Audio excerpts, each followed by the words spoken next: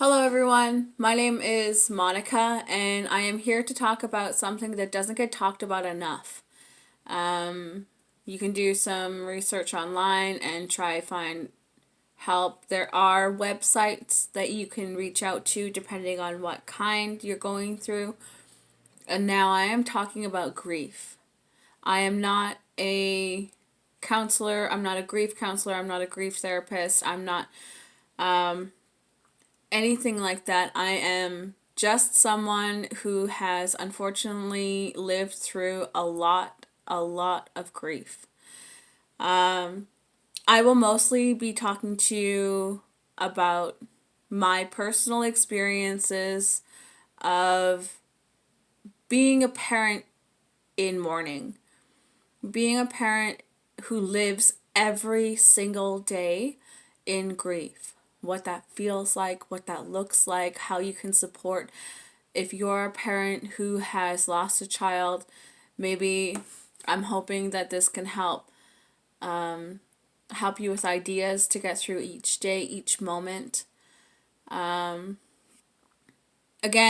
I am not a professional therapist in grief. I am just someone who has unfortunately dealt a lot in my life with all kinds of grief.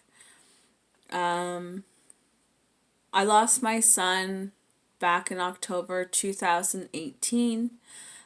These are his capes that we got as he was alive. My son's name is Trevor Grant Maitland. He does have his own Facebook and his own website.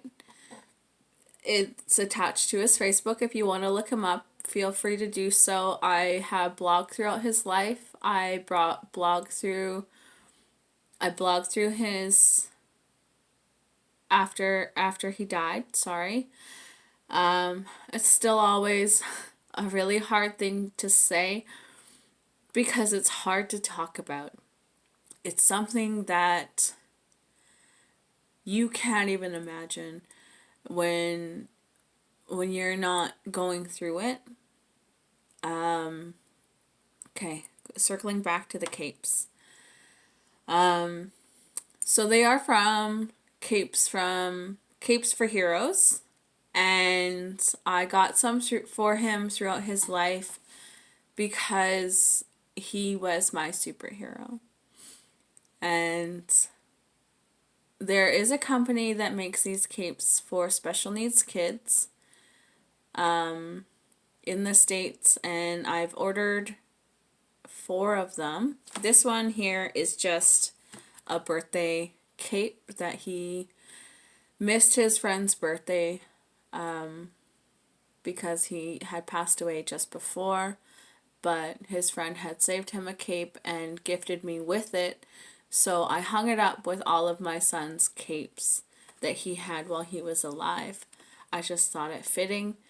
There is also one that you can't see on the wall. I will show it to you now. Here.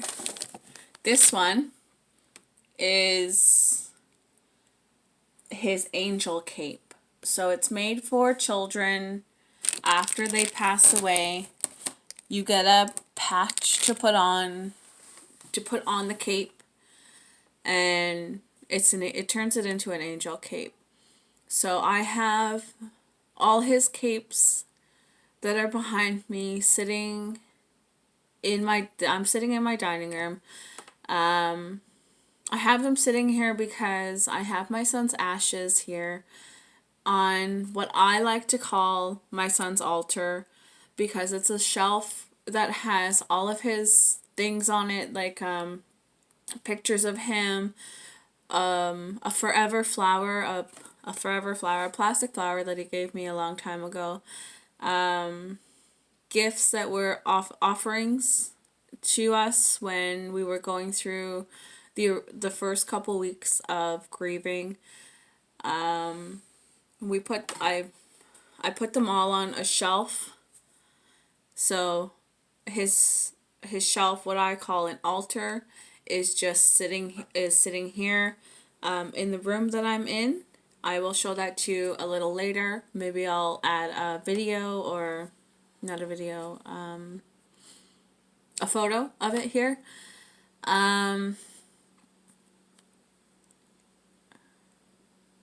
My son had a rare neuromuscular condition.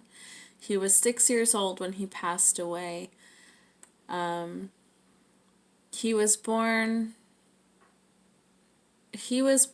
and we were told he might not make it through the year. We were told many things. We were told that he might not make it the year. He's not going to make it to this. Sorry. The truth is that it's a rare condition. We didn't know what was going to happen. We didn't know how much time we were going to have with him. Regardless, don't ever tell any parent at least you had that time with him. It's one of the biggest things that I don't like to hear when I get that it's coming from a really sincere place in people's hearts, that they're trying to comfort me and they're trying to I guess make the situation make sense to them, to myself, to just the fact that he was 6 years old and he passed away. Another thing that I heard people say to grieving parents is that at least you have others, or you know, oh, you're young, you can have another one, it'll be no problem. Sorry for your loss though, but at least you're young, you can have another one. Things that you cannot say to a grieving parent. No matter if they passed away yesterday, if they passed away last week, if they passed away 2 years ago, 4 years ago, 20 years ago, don't ever say that. When a parent loses a child, it's like nothing you can ever imagine, and it's nothing I would wish on anybody. It's something, there's not even a name for it. I am just a grieving mother.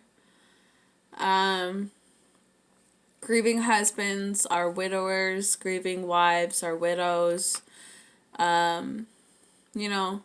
There's a name for children who lose their parents, is an orphan, but there's nothing for a parent who's lost a child. There's not a name for that. Because it's unimaginable. It's just the worst.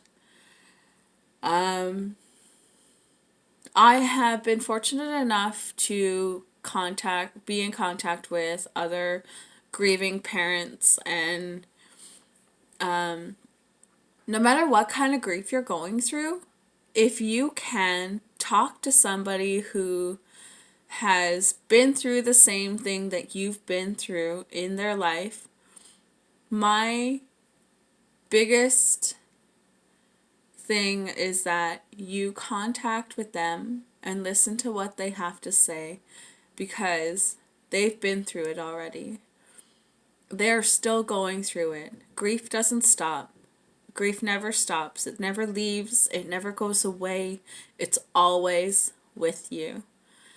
It doesn't matter what kind of grief it is. It's always with you. You just have to learn and adapt and keep going. Grief looks different in every stage. And talking about stages, so sorry, I babble, and I will fix this. So grief looks different in every stage as in every day. Every moment is what I usually call stages, because the actual term of grief stages, they say that you go through 5 stages in grief. And when they say this, it makes it sound like that's it. You go through the 5 stages and that's it, you're done. then you're better now, or something ridiculous. Don't listen to them, because no matter what kind of grief, you will be living with this grief your entire life. You can go through all these stages of grief in a matter of 5 hours, and then you'll start it all over again. So when you hear me talking about different stages, this is not what I'm talking about. I'm not talking about the clinical stages of grief. I'm not talking about the technical terms of the 5 stages or 7 stages of grief. I am talking about stages as in like what mood you're in right now. Stages as in morning, afternoon, night. I often will not reference the technical term of 5 stages of grief because I don't believe in it. I believe that you can go through each of these clinical stages of grief multiple times in a day. You can rearrange them and go through them, and multiple times in a day. It's not just once. You don't go through these clinical stages of grief just once and then you're better.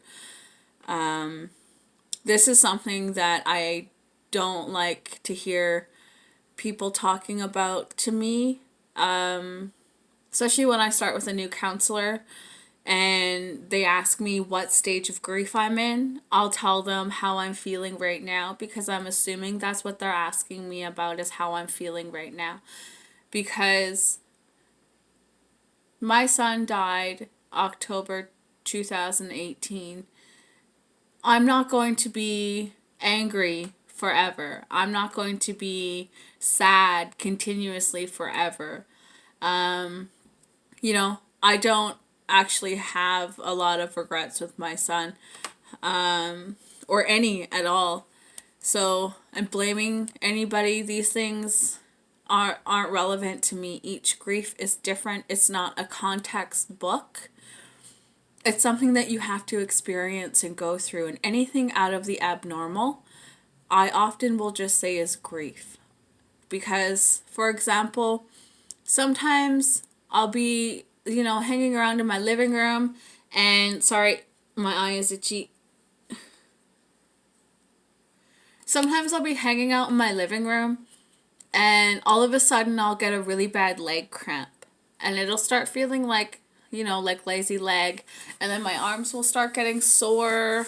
Like, my arm will start getting sore. My neck will start getting sore.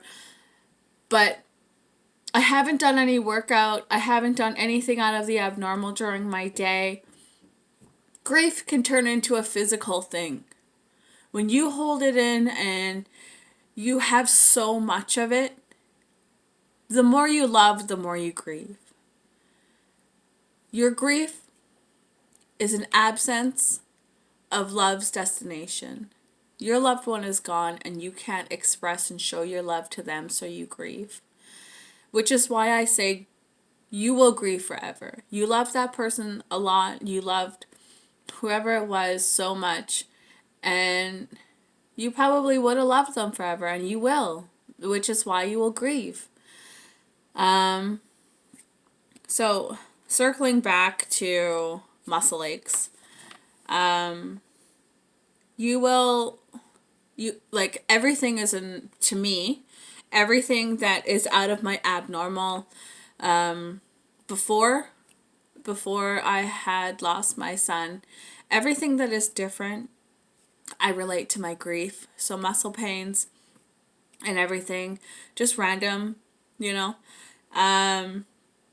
I do still get really bad anxiety attacks out while I'm out.